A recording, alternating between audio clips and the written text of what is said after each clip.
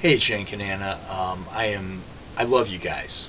I talk you guys up all the time. What I love about you is that you try to apply rational, logical analysis to situations. But Cenk, particularly, I'm really disappointed in your take on the Epic Beardman situation. And Anna, I'm really disappointed that you've caved. A friend turned me onto that video yesterday. I watched the fight on the bus part a good 15 times maybe. I had watched the interview with Epic Beardman, and I saw the episode on the street afterwards. So, I understood as I watched this thing that Epic Beardman was crazy. But that was not what you could call. This isn't a case of self-defense, where an old person who's in danger from a threatening punk engages in self-defense. The way I read this thing is Epic Beardman, you can pick up from the conversation, he was at the front of the bus originally. I guess as the kid went by, he said something.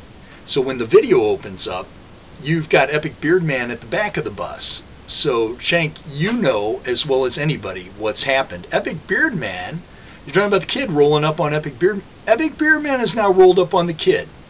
And he's sitting right across from him. They're having some kind of conversation. Now, I'll give you, Epic Beardman's crazy. Maybe he really, did think that the kid was offering to shine his shoes or whatever. But I think it's a little different story. I think we got a case of two thugs, not an innocent victim. If there's a victim in this, and this is my opinion, it's the kid that gets beat up for this reason. Epic Beardman knew what he was doing. The kid did not know what he was doing. So Epic Beardman sat down. Now, there's some tension. He's in the kid's face, so they're having a conversation. Yes, Epic Beardman got up from that. And yes, he walks away back to the front of the bus where he was previously. But he doesn't let go of it. He keeps a thread of conversation going with the kid. And the insults keep coming. The challenging, the macho challenging is going on. So the kid comes to the front of the bus. And they don't get into it then, but as the kid turns around, he's starting to come back. So the kid, and it's his fault, but he's being played, in my opinion. The kid has now boxed himself into a corner. He's been acting tough in front of everybody. And when Epic Beardman, who I think knows what he's doing, I think Epic Beardman has starred in this movie probably 100 times. I think Epic Beardman is one tough hombre who's seen a lot of fighting, and he just knows how to get it over on guys when it comes to these violent situations. Epic Beardman, as the kid's walking back, he throws out the, he's going to put a shoe up his you-know-what, and the kid can't take it. He's been called out. He goes back up there, and he doesn't even punch him. I don't want to hear about that.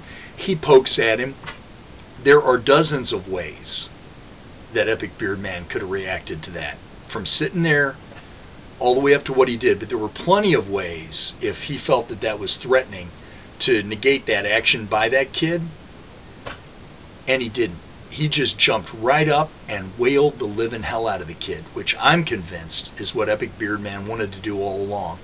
And it wasn't until about the 10th or 12th time I watched it, all the way back when they were sitting there, and the kid takes his glasses off and leans in a little bit and looks at him.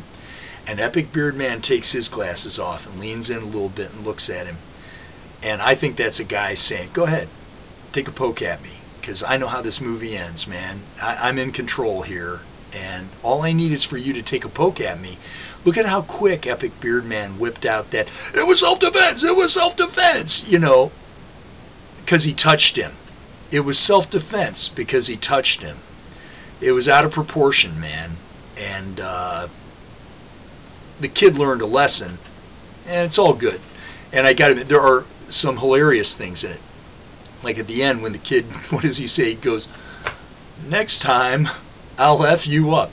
But the person that I love in this video, besides the girl that's being identified as Amber Lamps, this fascinating wraith, that everybody wants to know, the poor girl. I hope people leave her alone. The person I love in this video is the old woman who says, as things are escalating with the kid walking back and forth, she goes, leave that man alone, my brother. Oh, man. I want to hug that woman. She was a saint. You know, she was a saint. She understood what was going on, and she's seen enough in her life, you know, to know that this is, leave that man alone, my brother. What a beautiful woman. I would have just loved to have given her a hug.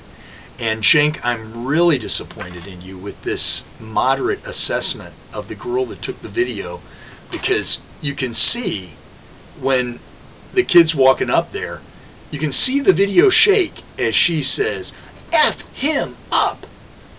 So it sounds like it was her voice who was really doing a lot of this egging on and making the situation worse. So I was really disappointed in you. Oh, she's an art student. You know, she was a big part of the problem. But that's my bottom line. If there was a victim in this thing, it was that kid, because Epic Beardman knew exactly what he was doing, and I think he set that kid up, and I think he set that kid down.